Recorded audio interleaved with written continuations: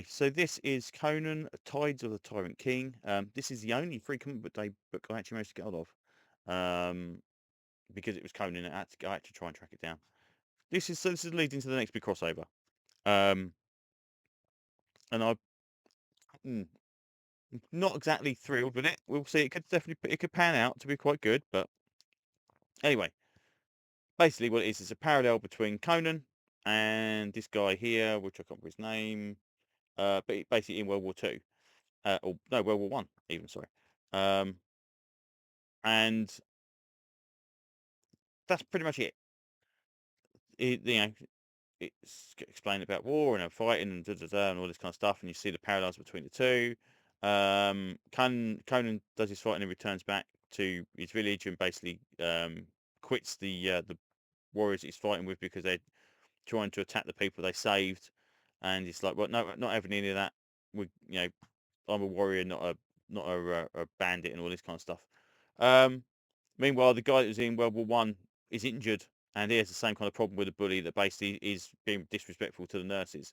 And then in 1924, this guy goes to England, and apparently is wandering around, just doesn't quite know what he's looking for, and finds this kind of building which has got these steps that go down, and apparently, I assume this is again taking it all literally. There's this guy with the skull face, which I assume is I think that wasn't that the guy that was introduced in Conan not long ago with the spirit chap. Anyway, so obviously he seems to be a key part to this, which again was kind of knew that was going to be coming up because it was all foreshadowed. Um, Again, I'm not too quite sure if this character is. I'm not sure if this is the same one that's been used before.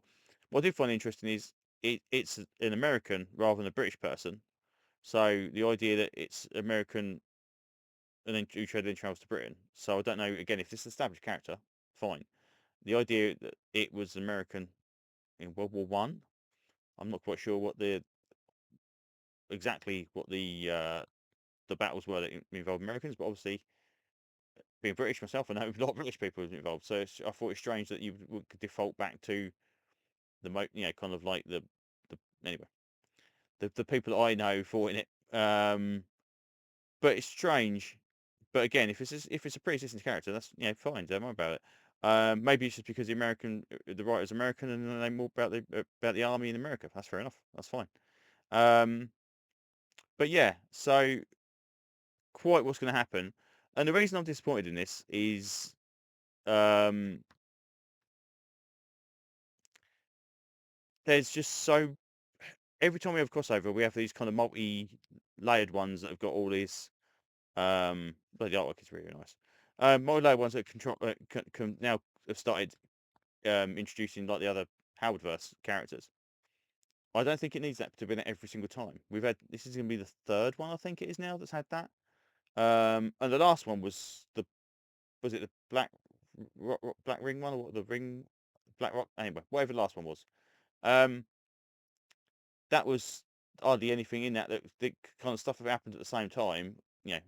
Technically, but there wasn't anything else really happened. It just basically just went, oh, okay, this has gone, this has gone, this has gone on. The matey, the Cerulean or whatever he's called, his wife was possessed, and then she wasn't. And again, that felt like set up as well. Um, I would have rather had Conan. Again, we've got Savage Sword and we've got this. So we've had two issues of Conan, two issues of the next one, two issues of the next one, go through like that, rather than kind of running parallel. And it could be like Conan deals with this guy, then the next person deals with this guy, next person deals with this guy. I suppose the idea is that they're worried that guy number two isn't going to sit as well. So they're selling it as a story that kind of mixes all the timelines together. But just a standard Conan event would be fine. Um, but unfortunately, I think we're getting this situation now. Obviously, with the amount of Conan books, you've got Conan Savage Sword, and you've got possibly this one as well. And then you're doing these other mirror series as well. It's getting to be too many books.